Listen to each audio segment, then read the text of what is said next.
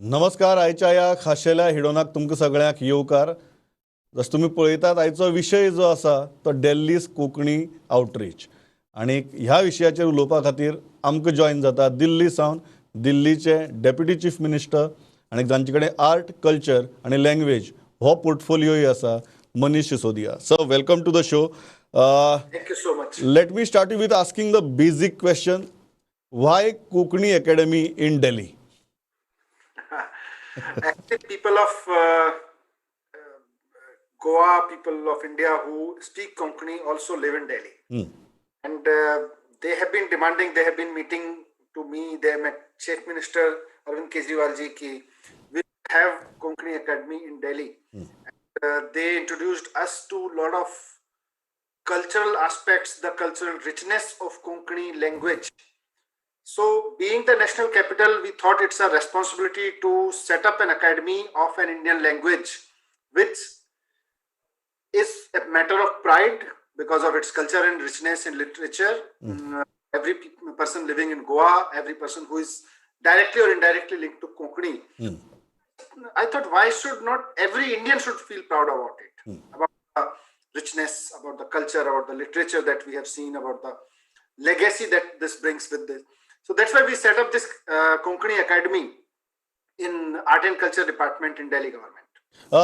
How will this academy function, sir? Because the basic idea is, okay, having an institution is one thing. How to make it productive? How to make it functional? What are your ideas about it? The idea behind setting up Konkani Academy is that there is a lot of, as I said, there is a richness in the Konkani language.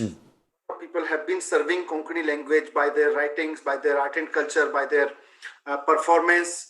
So, first of all, this language will serve the this academy will serve the language in totality, which actually means will promote the young writers, young poets, young artists to produce something.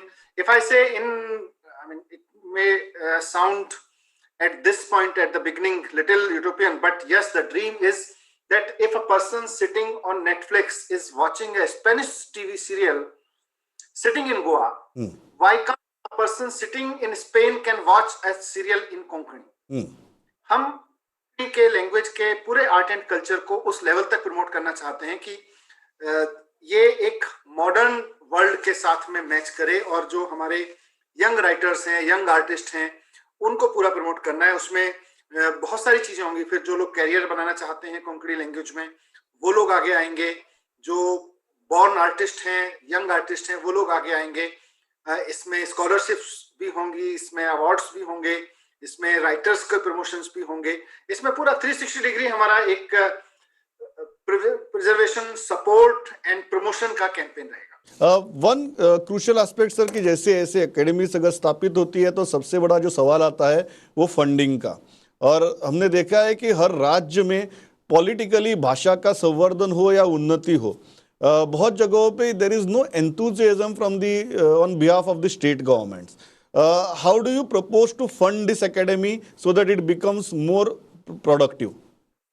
Delhi government will support this academy from its own resources, and fortunately Delhi government has been working honestly in last 5 years, and there is no dearth of money in Delhi in terms of, and we have been promoting art and culture left, right, center. If you see in last 5 years, Delhi has seen lot of rise, lot of benchmark programs, benchmark steps in promotion of art, language and culture. Same will happen with the Konkani Academy. इसको पैसा भी सरकार देगी और government की ओर से जो research कराई जाएंगी, जो स्कॉलरशिप्स दी जाएंगी या जो लैंग्वेज को प्रमोशन के लिए जो कार्यक्रम किए जाएंगे, वो सब गवर्नमेंट की तरफ से फंडेड होंगे. मनीष जी, गोवा में सब लोग एक सवाल पूछ रहे हैं कि सबको अच्छा लग रहा है कि ऐसी एकेडमी स्थापित हो रही है. The question that is there in everybody's mind is why suddenly this love for Konkani? क्योंकि दिल्ली में रहने वाले लोग चाहते हैं कि, क्योंकि जो आम आदमी पार्टी की सरकार है, दिल्ली की सरकार है, वो दिल्ली के लोगों ने चुनी है. और दिल्ली में प्राउड इंडियंस, प्राउड दिल्ली वालों में बहुत सारे कोंकणी स्पीकिंग लोग भी हैं जो किसी एक समय गोवा से आकर रहे या अपनी जनरेशन में कोंकणी सीख रहे हैं. We want to serve them, we want to make them feel pride कि उनकी चुनी हुई सरकार उनकी भाषा का सम्मान कर रही है, उनकी भाषा के साथ उनको की खड़ी है। मेजर इसमें रीजन यही है। और बाकी जैसा मैंने कहा कि बहुत रिच लिटरेचर है, why should not that literature that talent reach to the other part of the country, तो इसीलिए हमने इसको प्रमोट किया है। One question, and even some of the political parties are taking pot shots at this decision, is saying that this is a political gimmick. That Goa के चुनाव जो है वो सिर्फ 1 साल बचा है, 12-13 महीने बचे हैं, और आपकी पार्टी यहाँ पे पिछले 5-6 महीने में बहुत एक्टिव हो चुकी है. तो other political parties are saying that this is a classic election gimmick, political gimmick to sentimentally लोगों को आकृष्ट करने के लिए. देखिए, ये थोड़ा सा अनफॉर्चुनेट है। और मेरा दूसरा कहना है कि ये जो दो पार्टियां हैं, ये लोगों को भी मेरा रिक्वेस्ट है कि आप भी देश की भाषाओं के प्रति थोड़ा प्यार जताएं, थोड़ी उनकी संस्कृति के प्रति प्यार जताएं। देश में अलग अलग भाषा के बोलने वाले लोग रहते हैं, उनके प्रति थोड़ा सम्मान जताएं। अच्छा रहेगा अगर देश की किसी भाषा को बोलने वाले लोगों के प्रति रेस्पेक्ट करती है कोई सरकार और उसको आगे बढ़ाती है, तो even if it is political, अगर इस देश की राजनीति भाषाओं की संस्कृति, भाषाओं को आगे बढ़ाने के लिए काम करती है, तो इसमें कोई नुकसान नहीं है। इसमें प्राइड होना चाहिए। मैं एक पॉलिटिकल पर्सन हूं, मुझे इस बात पे गर्व है कि मैं भाषाओं को प्रमोट करने की राजनीति करूं। मुझे इस बात पर होगा कि अगर मैं देश की भाषाओं को, कोंकणी बोलने वाले के लोगों को थोड़ा और बढ़ावा दे सकूं। जैसा मैंने अपने शुरुआती वक्तव्य में कहा कि अगर स्पेन में बैठा हुआ आदमी, जैसे अभी मैं बोला कि गोवा में बैठा हुआ आदमी अगर नेटफ्लिक्स खोले और स्पेनिश लैंग्वेज का टीवी सीरियल देख सकता है, तो स्पेन में बैठा हुआ आदमी कोंकणी लैंग्वेज का जो सीरियल देखेगा जिस दिन, उस दिन हमारा कोंकणी एकेडमी बनाना सफल होगा। और इस तरह से देश को ऊपर उठाने की राजनीति सबको करनी चाहिए। सिर्फ हम क्यों, इस पर आरोप क्यों, इसमें तो खुश होना चाहिए सब। एक बात है मनीष यार, this is purely non political question, but I want to hear your thoughts about it, and that is how important that government support preservation and encouragement of such languages जहाँ पे बहुत सारे लोग नहीं है ये भाषाएं बोलने वाले या लिखने वाले, लेकिन उनका प्रिजर्वेशन, उनको सपोर्ट देना चाहिए. How important it is from in a multi cultural such a diverse country like India that governments come forward to support such languages. बिल्कुल आना चाहिए। किसी भाषा को सपोर्ट करना और नहीं करना, जब हम इस आधार पे देखते हैं कि इसको बोलने वाले कितने लोग हैं और ज्यादा भाषा को बोलने वाले, मतलब ज्यादा बोलने वाले लोग हैं, तब करते हैं, तो वो पॉलिटिकल मूव हो सकता है। लेकिन चाहे कुछ लोग हों उस भाषा को बोलने वाले, लेकिन भाषा बहुत महत्वपूर्ण है। कोई भाषा कई हजार वर्षों में वो इवॉल्व होती है, उसके शब्द, उसकी परंपराएं, उसका लिटरेचर, उसकी लेगेसी, उस लेगेसी को संभालना गवर्नमेंट का काम है। गवर्नमेंट अगर पीछे हटेगी तो ये गवर्नमेंट की जिम्मेदारी है। दुनिया भर में आप देखिए, लोगों ने आर्ट, कल्चर, म्यूजियम, लैंग्वेज, इन सबको इतना प्रमोट किया है, हम पीछे क्यों रहे? सरकारें हमारी पीछे रही, इसलिए आज भाषा के लिए लोगों को पिछड़ना पड़ रहा है या कहीं गड़बड़ हो जा रही है। लेकिन अगर सरकारें मदद करेंगी, इसीलिए मैं बोला कि दिल्ली सरकार ने पिछले 4-5 साल में 3 गुना बजट कर दिया है art, culture and language academies का, जो होने वाला खर्चा था। इसी क्रम में हमने कोंकणी एकेडमी बनाई है और हम कोंकणी एकेडमी पे भी खर्च करेंगे। ये खर्च नहीं है एक्चुअली, खर्च एक्चुअली गलत शब्द होगा इसके लिए। We invest to the literature, we invest into the future of the culture. तो हम प्रिजर्व करना सरकारों की जिम्मेदारी होनी चाहिए। So before we move on to the political aspect of this interview, anything that has inspired in Konkani to you, कुछ बातें आप जानते हो कोंकणी के बारे में जो आपको लगता है कि which are the salient features of this initiative? मेरा बहुत मन है, जब मुझे बोलने वाले दिल्ली के लोग आके मिले और उन्होंने मुझे जिक्र किया कुछ राइटर्स का, उन्होंने रविंद्र केलकर का नाम लिया, उन्होंने उदय भामरे का नाम लिया, शंकर रमानी का नाम लिया, तो मेरा भी मन किया कि मैं इनको पढ़ूं। लेकिन मैं एक अच्छा, मतलब मेरा बुक्स में इंटरेस्ट है, मेरा लिटरेचर में इंटरेस्ट है। ये मुझे अपने पार्ट पे अनफॉर्चुनेट लगा कि मैं अभी कोंकणी राइटर्स को पढ़ नहीं पाया, क्योंकि उनका वो मुझ तक ट्रांसलेशन के रूप में, क्योंकि मैं भाषा नहीं सीख पाया और वो मुझ तक पहुंच नहीं पाए। पर आई विश कि या तो मैं कोंकणी सीख लेता या कोंकणी का वो लिटरेचर, वो रिच लिटरेचर मुझे मिल जाता मेरी लैंग्वेज में, जिस भाषा को मैं बोलता हूँ, हिंदी अंग्रेजी में ट्रांसलेट होके। तो ये जो गैप रहा है, वो चाहे उदय भामरे की बात हो या शंकर रवानी की बात हो, मनोहर सरदेसाई के बारे में मैंने सुना है, चंद्रकांत केनी साहब के बारे में सुना है, तो इन सब लोगों ने जो काम किया है, ये तो कुछ नाम है जो मैं ले रहा हूँ, बोलने वाले लोग, लिटरेचर में इंटरेस्ट रखने वाले लोग जानते हैं, आर्ट एंड कल्चर में रखने वाले लोग जानते हैं कि किस तरह से, और मैं इसकी बात नहीं कर रहा, यंग राइटर्स भी मैं चाहता हूँ कि इसमें आगे आए, सपोर्ट करेगी सरकार उनको। तो मेरे जैसे लोग जो लिटरेचर में, देश की भाषाओं के लिटरेचर में इंटरेस्ट रखते हैं, उनको बड़ी मदद मिलेगी इससे। Politically, how do you look at Goa? Because from last almost half a year, your party has been very active in Goa, running too many initiatives, trying to reach to the people of Goa. How serious is Aam Aadmi Party taking the next assembly elections of Goa? Goa में, गोवा के लोगों ने कांग्रेस और BJP दोनों की सरकार देखी है, और उन्होंने ये भी देखा है कि जब उन्होंने बीजेपी की सरकार को हटा के कांग्रेस को वोट दिया, तो वो कांग्रेस का वोट भी अंत में बीजेपी के हिस्से में आ गया, क्योंकि कांग्रेस को दिए गए वोट के आधार पर बने हुए एमएलए बीजेपी में जाके बैठ गए। तो गोवा के जो लोग हैं वो ठगे हुए महसूस कर रहे हैं कि यार वोट किसी को दे लो, सरकार एक ही जैसी बनी है, और सरकार किसी की भी की बजाय उन्होंने करप्शन ही करना है, उन्होंने यहाँ माइंस से लेके और जॉब से लेके तमाम चीजों में लूट ही मचानी है। गोवा में आम आदमी पार्टी को लेके एक आश्वस्ति बनी है, एक भरोसा बना है, और उसी का रिजल्ट मैंने देखा है अभी जिला पंचायत इलेक्शन में भी देखने को मिला है, लोगों का रेस्पॉन्स जिस तरह से मिल रहा है। तो आई एम क्वाइट श्योर कि जो केजरीवाल जी की राजनीति है, केजरीवाल जी का मॉडल ऑफ गवर्नेंस है दिल्ली में, गोवा के लोग अब उसको एक मौका देंगे, केजरीवाल जी के मॉडल को एक मौका देंगे, और उसके बाद आई एम क्वाइट श्योर कि उसके बाद लोग बीजेपी और कांग्रेस दोनों को भूल जाएंगे, जिस वक्त वो केजरीवाल जी के पॉलिटिकल एंड गवर्नेंस मॉडल को एक जगह देंगे। Manish, it's a complete fact that your vote share has increased a lot in Zilla Panchayat election. But many people feel that it has not increased to a level where you can feel optimistic about winning assembly seats. How do you look at this journey so far? And can you go over that finishing line in next 1 year, 13 months, 14 months? हमें पूरा भरोसा इसलिए बंधा है क्योंकि अचानक हम पिछले बार 6% के वोट शेयर से 15%, इन टोटल तो देखें 12 से 15% हर जगह लगभग पहुंच गए हैं। पॉलिटिकल एनालिसिस के हिसाब से देखा जाए तो ये एक बड़ा वोट शेयर है एक नई पार्टी के लिए जो अभी जमीन जमा रही है वहां पे। इतना छोटी चीज नहीं है। दिल्ली में जब हम लोगों ने शुरुआत की थी तो लोग हमें यही कहते थे कि आप 4-5 सीटें भी आ जाए तो हौसला मत छोड़ना, आप लोग जिस तरह की राजनीति करने आए हैं। गोवा में भी आज हमको लोग यही कह रहे हैं कि आप 15% पे हौसला मत छोड़िए, ये वोट शेयर कहीं ना कहीं जाके 40 से 50% पे जाके बैठेगा और फिनिशिंग लाइन छोड़ दीजिए, आपको दिल्ली की तरह से सीटें रिपीट हो सकती हैं।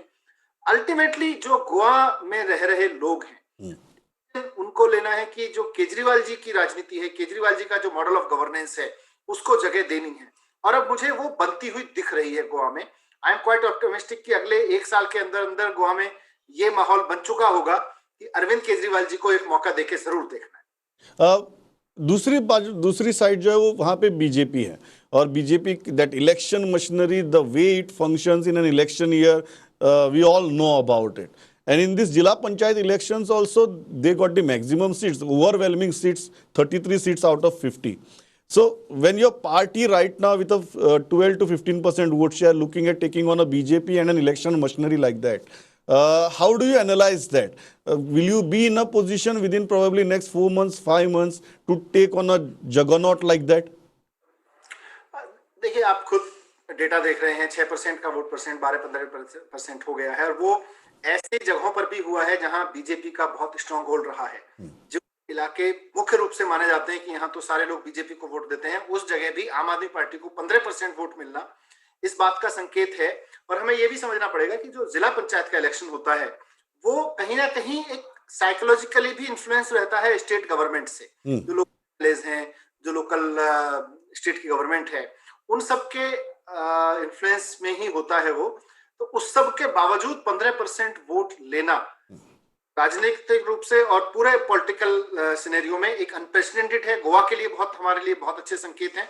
हमें लगता है, और कोई वजह नहीं है इस पर यकीन नहीं करने की, कि ये 15% वोट आप अभी विधानसभा की बात करेंगे तो 40 से 50% के बीच में जाके बैठेगा। जिला पंचायत इलेक्शन, जैसा मैंने कहा, एक अलग डायनेमिक्स होता है।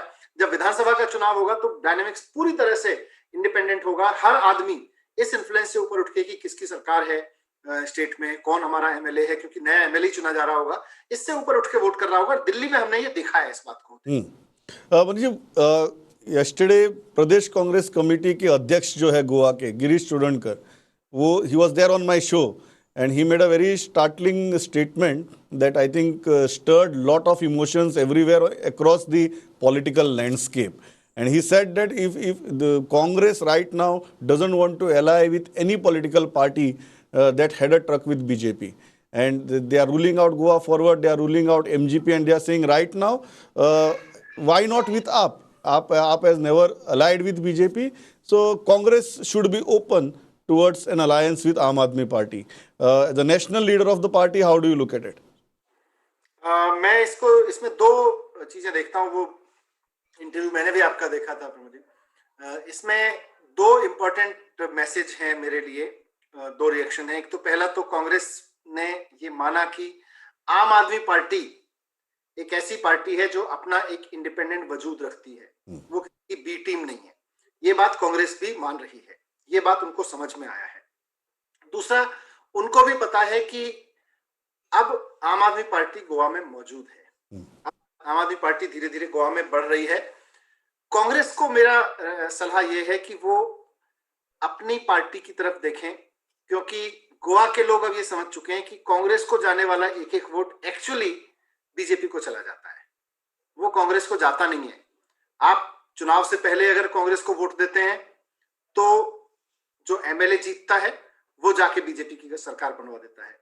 तो कांग्रेस को वोट देने का मुझे नहीं लगता कि अब गोवा के लोग सोच रहे होंगे। और जिस तरह से दिल्ली के लोग कांग्रेस से दुखी थे, वैसे ही कांग्रेस से गोवा के लोग भी दुखी हैं, क्योंकि अब कांग्रेस का कोई वो नहीं है।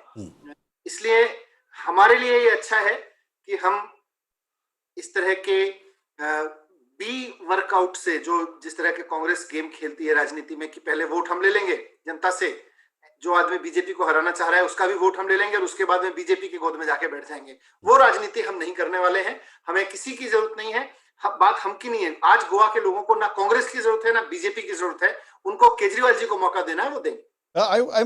मैं आपसे ये सवाल इसलिए पूछ रहा हूँ कि आपको अनुभव है कांग्रेस का, और पिछले लोकसभा चुनाव के वक्त भी आपकी उनसे बातचीत चल रही थी। How has been your experience with Congress when you talk alliance with them or seat sharing with them? What has been your past experience about Congress? Past experience में अब कांग्रेस भी पास्ट की ही बात है, और जल्दी गोवा में भी कांग्रेस पास्ट की ही बात हो जाएगी। Nobody is going to vote to Congress because of their own experience in Goa. Manish ji, आखिरी सवाल मेरा, are you absolutely saying that Aam Aadmi Party, which is creating some ground for itself in Goa, should completely look at no alliance with any political party? No alliance with any other political party, and we have got the ground. We have got confidence of 15% of people in Zilla Panchayat election only. As I said, is always influenced by the local politics and the state government scene. So this vote, if you actually go deep rooted, this is the clear mandate of the people of Goa that Aam Aadmi Party is being welcomed by a common Goan person. They look forward for the Kejriwal model of governance, the model of education and health and bijli and pani and people's participation. Some of the opposition parties say that united opposition is the only thing that can defeat the BJP and the BJP that currently it is. आप इससे सहमत नहीं है? देखिए, United opposition क्या होता है? अभी तो अपोजिशन फेल ही दिख रहा है वहां पे। यूनाइटेड क्या है? अपोजिशन का मतलब है कि आप हमें अपोजिशन के नाम पे वोट दे दो, उसके बाद में हम वापस जाके उनकी सरकार बना देंगे। इसलिए Congress has lost their credibility there. कोई क्रेडिबिलिटी नहीं बची है, इसलिए लोग चाहते भी नहीं है कि इस बार कांग्रेस को किसी विकल्प के रूप में देखा जाए।